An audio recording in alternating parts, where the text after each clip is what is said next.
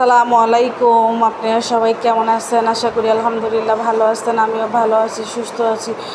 বিকাল থেকে ভিডিওটা শুরু করলাম। বাবার বাড়ি যাচ্ছিলাম। বাবার বাড়ি হলো আমার শ্বশুর বাড়ির থেকে আধা ঘন্টা লাগে না, 10 মিনিট লাগে যাইতে। যাচ্ছিলাম আমার মেয়েকে, আমি আমার ছেলেকে নিয়ে যাচ্ছি।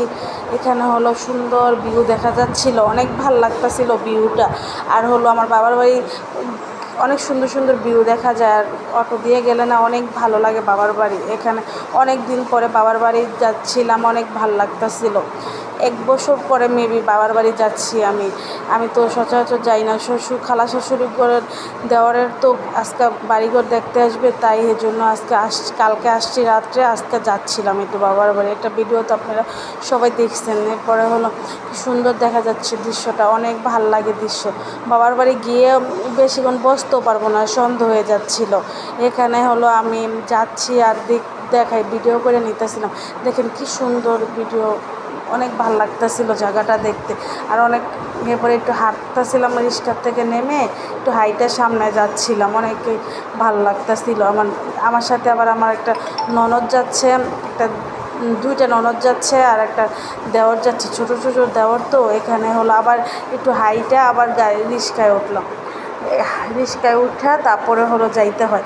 2টা রিক্সা, বেশিক্ষণ সময় লাগে না, 5-6 মিনিট সময় হলে হয়ে যায়। এখানে হলো দেখছেন কি সুন্দর লাগতেছিল। আপনারা কমেন্টে বলবেন তো এটি কি এর মতো লাগে, পাটখড়ি নাকি কি? পাটখড়ি। এটা আমাদের এখানে না অনেক সুন্দর পাটখড়ি। দেখেন বাবার বাড়ি আইসা কি সুন্দর ভিউ এনজয় করতেছিলাম, অনেক ভাল লাগতেছিল। এখানে হলো আইসা দেখি খালা শাশুড়ি, আর রাত্রে আর ভিডিও করা হয় না। খালা শাশুড়ি এখানে আয়োজন শুরু হয়ে গেছে, সব কিছু বাটাবাটি করতেছে। আইসা আবার নুডলস রান্না করলাম, নুডলস রান্না করে সবাইকে খাওয়ালাম। রাত্রে আর কোনো ভিডিও নিয়ে নেই।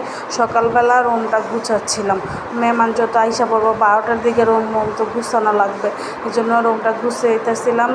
আচ্ছা, একটা রুমের চাদরটা চেঞ্জ করলাম। খালা শাশুড়ি তো নতুন বিল্ডিং তুলছে, সব কিছু নতুন নতুন আনছে। আর হলো 100 মানুষের আয়োজন করতেছে আজকেও। খালা শাশুড়ি করে দেওয়ারের বাড়িঘর দেখতে আসবে দেখে তারপরে এখানে হলো আমি সুন্দর করে চাদরটা বিছিয়ে তারপরে হলো আমি কি রান্না করতেছে, কি আয়োজন করতেছে একটু আপনাদের সাথে শেয়ার করব। এখানে হলো এই কাজটা শেষ করে যে দেখেন সব মশলা এখানে বাইটা রাখছে। এখানে হলো আজকে রান্না করবো রোস্ট, চিংড়ি মাছ, তারপরে হলো গরুর রেজালা, সবজি, কাবাব, তারপরে হলো ফ্রাই, চিংড়ি মাছ, ইলিশ মাছ, এটি রান্না করবো। আমাদের মুন্সিগঞ্জ এলাকায় খাবার অনেক বিখ্যাত। মুন্সিগঞ্জের আমার কাছে অনেক ভালো লাগে এই রান্না করে। বেরেস্তা করে রাখছিল, তারপর আমি দেখতেছিলাম কি রান্না করা হয়েছিল এটি। এরপরে দেখি সবই আস্তে আস্তে রান্না করছে। এখন বাজে হলো 9টা, 9:30, সব প্রিপারেশন নিতে। এখানে হলো ফেরার জন্য মশলা দিয়ে সব মেরিনেট করে রাখছে। তারপরে মুরগিটা মেরিনেট করে রাখছে। এখানে হলো গরুর মাংসটা কষাইতেছিল। কালারটা অনেক সুন্দর, মোবাইলে বোঝা যাচ্ছে না তো, কালারটা অনেক সুন্দর দেখা যাচ্ছিল। এখানে হলো করছে কাবাবের জন্য সব কিছু দিয়া মাখাইয়া তারপরে বসাই দিছে। আমি আবার একটু ভিডিও করলাম, একটু লাড়া দিলাম আমি জন্য। এখানে সুন্দর, আপনারা কমেন্টে বলবেন কেমন লাগছিল আমার ভিডিওটা। যদি ভালো লাগে আপনারা লাইক কমেন্ট শেয়ার করে দিবেন আশা করি। এখানে কাবাবের জন্য মশলা সুন্দর করে, কাবাবের জন্য সব কিছু দিয়ে মশলাটা করতেছিল। এখানে হলো মুরগি রাখছে রোস্টের জন্য। এখানে সবজির জন্য হলো সব কাটাকুটি করতেছিল সব কিছু।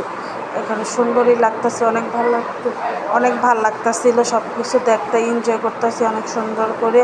অনেকই ভাল লাগতেছিল আমার কাছে, তো অনেক ভাল লাগতেছে। আপনাদের কাছে কেমন লাগতেছে কমেন্টে বলবেন আশা করি।